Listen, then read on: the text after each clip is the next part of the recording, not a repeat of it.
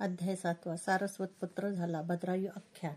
या आख्यायाचे श्रवण पठण केले असता सद्गुरु दर्शन होते. हा अध्याय म्हणजे साक्षात कैलास. याला पारायण रूपी प्रदक्षिणा घातली असता उत्तम निर्दोष यशप्राप्ती होते. पूर्वी विदर्भ देशात सुमेधा व सोमवंत नावाचे 2 ब्राह्मण पुत्र होते. दोघेही परममित्र, सर्व शास्त्र संपन्न होते. विदर्भ देशाच्या राज्याच्या आग्रहास्तव ते दोघे पती पत्नी म्हणून सीमंतिनीकडे गेले. सारस्वत पुत्र सोमवंत याने स्त्रीवेश धारण केला. सीमंतिनी शिवपार्वतीसाठी दररोज भक्तिभावाने दाम्पत्य पूजन करीत असे. सुमेधा व सोमवंत दाम्पत्य म्हणून तिच्याकडे गेले. सीमंतिनी थोर शिवभक्त अंतर्ज्ञानी होती. ते दाम्पत्य पाहून तिला हसू आले. तिने शिवपार्वती समजून त्या दोघांची पूजा केली. ते दोघे घरी परत जाण्यास निघाले. तो चमत्कार झाला. सोमवंत खरोखरच स्त्री झाला. सोमवंत स्त्री झालेला पाहून सारस्वतावर दुःखाची कुऱ्हाड कोसळली.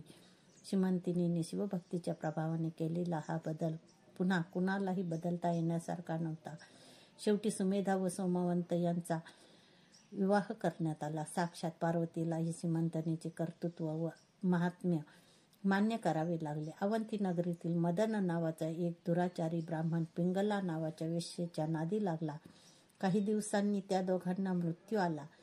पण एकदा केलेल्या शिवपूजनाने त्यांना पुन्हा मनुष्यजन्म मिळाला. मदन वज्रबाहू राजाच्या सुमती नावाच्या राणीच्या पोटी जन्मास आला, तर पिंगला सीमंतिनीच्या पोटी जन्मास आली. सुमती गर्भवती असताना तिच्या सवतीने तिच्यावर विषप्रयोग केला. सुमती प्रसूत झाली तेव्हा तिच्या मुलाच्या शरीरावर विषाचा भयंकर परिणाम झाला. राजाने सुमती व तिच्या मुलाला वनात घालवून दिले. पद्माकर नावाच्या वैश्याने सुमतीला धर्मकन्या मानून आधार दिला, पण सुमतीचा मुलगा मरण पावला. याच वेळी शिवयोगी तिला भेटला. त्याने अनेक प्रकारे उपदेश केला.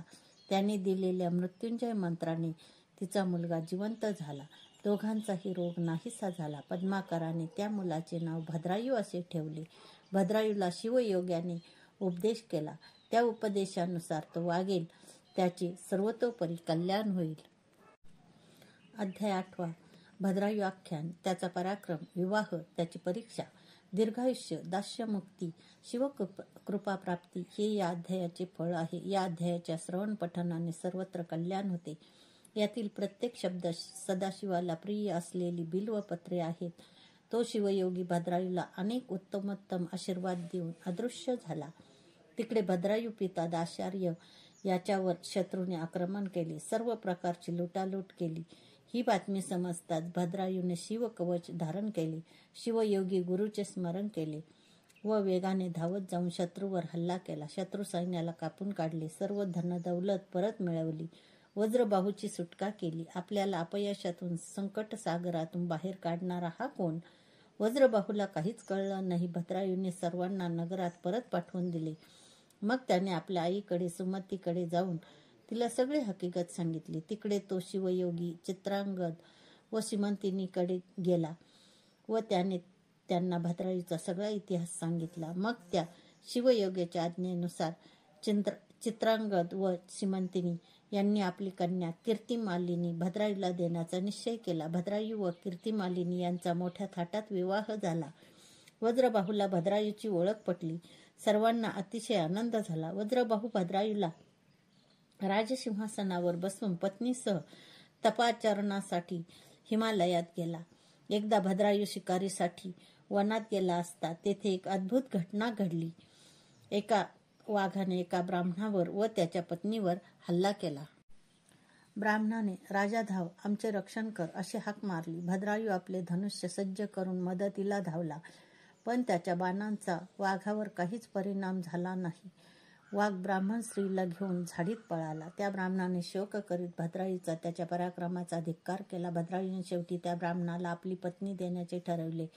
त्या ब्राह्मणाने ते लगेच मान्य केले. त्याच क्षणी तो ब्राह्मण गुप्त झाला. भद्रायूने अग्नी प्रवेश करण्याची तयारी केली. त्याच क्षणी त्या यज्ञकुंडातून भगवान शंकर प्रकट झाले. भद्रायूची ती धैर्य परीक्षा होती. प्रसन्न झालेल्या शंकरांनी भद्रायूला हवे ते सर्व दिले. अध्याय 9. भस्म महात्म्य. ब्रह्मराक्षसाचा उद्धार. भाव तेथे देव. पूर्वपातकांचा नाश. सत्प्रवृत्ती, सत्कर्म वाढ हे या अध्यायाचे फळ आहे. महाज्ञानी शिवयोगी सर्वांगाला भस्म लावून रानावनात भटकत असत. जणू शिवशंकरच वामदेवांच्या रूपाने फिरत होते. एकदा हे वामदेव क्रौंचवनात फिरत असताना तेथे एक भयंकर अक्राळ विक्राळ ब्रह्मराक्षस वामदेवांना ठार मारण्यासाठी धावून आला. त्याने वामदेवांच्या गळ्याला मिठी मारली, पण वामदेवाच्या स्पर्शाने त्याच क्षणी त्याचा राक्षस भाव नाहीसा झाला. त्याची सर्व पापे जळून भस्म झाली.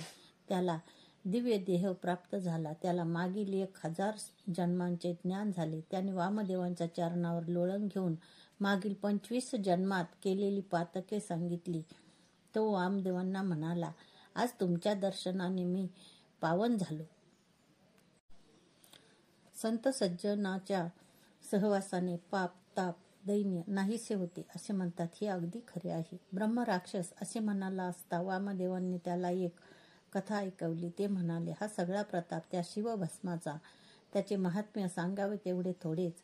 असे बोलून वामदेवांनी त्या ब्रह्मराक्षसाला भस्म म्हणजे काय, ते कसे अभिमंत्रित करावे, ते कसे व शरीरावर कुठे कुठे लावावे ते सविस्तर सांगितले.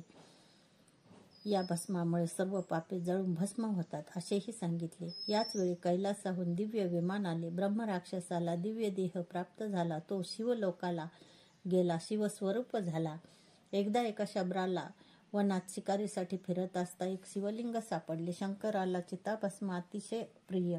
चिताभस्म अर्पण केल्याशिवाय शिवपूजा पूर्ण होत नाही हे त्याला समजले होते. घरी दररोज शबर आणि त्याची पत्नी अत्यंत भक्तिभावाने शिवपूजा करून त्याला चिताभस्म अर्पण करीत असत.